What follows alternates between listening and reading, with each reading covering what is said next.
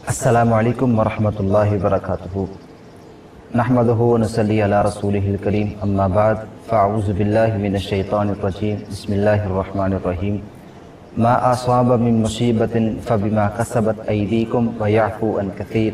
अहबाब-ए वक़ार, अल्लाह सुब्हानहु व तआला ने इस आयत करीमा के अंदर जो ये बात बयान की है कि बंदे को जो भी मुसीबत पहुँचती है ना, ये बंदे के अमाल का नतीजा होता है। लेकिन अल्लाह सुब्हानहु व तआला फिर भी इतने मेहरबान होते हैं, इस कदर अपने बंदे से प्यार और मोहब्बत करने वाले होते हैं। व यअफ़ू अन कसीर, कि अल्लाह सुब्हानहु व तआला बंदे की बहुत सी ख़ताएँ, बहुत से गुनाह अल्लाह ताला वैसे ही मुआफ़ कर देते हैं, यानी कि उस गुनाह पर उस बंदे का कोई मुआख़ज़ा नहीं किया जाता। आज तकरीबन हर मजलिस में, हर मौके पे, हर घर में, हर जगह पे यही बात आपको बयान हुई नज़र आएगी कि हर बंदा यही कहता है महंगाई बहुत बढ़ती चले जा रही है। हर तरफ देख लीजिए, बंदे की ज़ुबान पर यही बात होगी, यही कलिमात होंगे।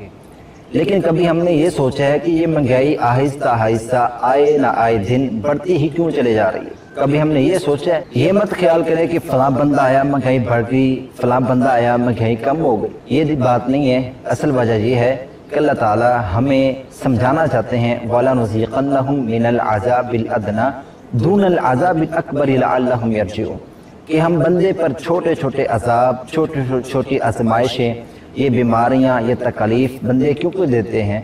ताकि ये बड़े दिन का जो अज़ाब है, क़यामत का अज़ाब, अल्लाह ताला उससे बंदे को बचाना चाहते हैं। लअल्लहुम यरजिऊन, ताकि ये बंदा इन आज़माइशों से, इन मसाइब से, इन अज़ाब को समझ कर दोबारा अल्लाह रब्बुल इज़्ज़त की तरफ पलट आए। लेकिन हम क्या है कि हम उस अज़ाब को अज़ाब समझते नहीं हैं, जो छोटे छोटे अज़ाब अल्लाह ताला हमको दे रहे हैं ताकि ये बड़े दिन के अज़ाब से बच जाए। हम इसको अज़ाब समझते नहीं, तो इसलिए हमें चाहिए कि हम इसको समझें कि ये अल्लाह रब्बुल इज़्ज़त की तरफ से एक आज़माइश है, और हमें इस आज़माइश से निकलने के लिए क्या करना चाहिए? अल्लाह के रसूल सल्लल्लाहु अलैहि वसल्लम की तालीमात पर अमल करना होगा। हमने उसको छोड़ दिया। जो रब जो है आपको खुशहाली में रिज़्क़ देता है, वो रब तंगी में भी रिज़्क़ देने वाला है। लेकिन हम इसको समझते नहीं हैं कि नहीं जी महंगाई बढ़ गई, अब क्या करें। कुछ लोग जो होते हैं वो इस डर से कि हम अपनी औलाद को खाना नहीं दे सकते, हम अपनी औलाद को खिला नहीं सकते हैं, इस कदर महंगाई बढ़ गई है, खुदकुशी कर लेते हैं। बल्कि चंद दिन पहले की बात है, एक बंदा वो अपनी 3 बेटियों का और अपनी बीवी का गला काट कर अपने आप को फांसी दे लेता है। क्या मैं इनको खिला नहीं सकता, मैं इनको पिला नहीं सकता, मेरे पास इतनी ताकत नहीं है, इतने वसाइल नहीं है कि मैं इनकी परवरिश कर सकूं। हालांकि अल्लाह सुब्हानहु व तआला फरमाते हैं, ला तक़तुलू औलादकुम खश्यत इमलाक, अपनी औलाद को भूख के डर से कत्ल ना करो।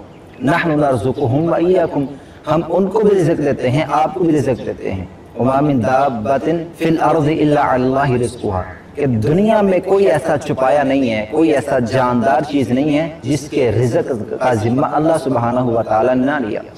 लेकिन एक तरह हम कहते हैं मुसलमान हैं, दूसरी तरफ हम इस्लाम की बातों को फॉलो नहीं करते हैं, हम इस्लाम की बातों को मानते नहीं।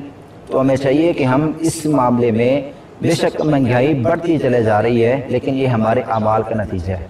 हमें अपने अमाल को दुरुस्त करना होगा, अल्लाह उसके रसूल सल्लल्लाहु अलैहि वसल्लम की तालीमात पर अमल करना होगा। वो क्या है कि अगर महंगाई बढ़ गई है, क्या हमने अज़कार में इजाफा किए?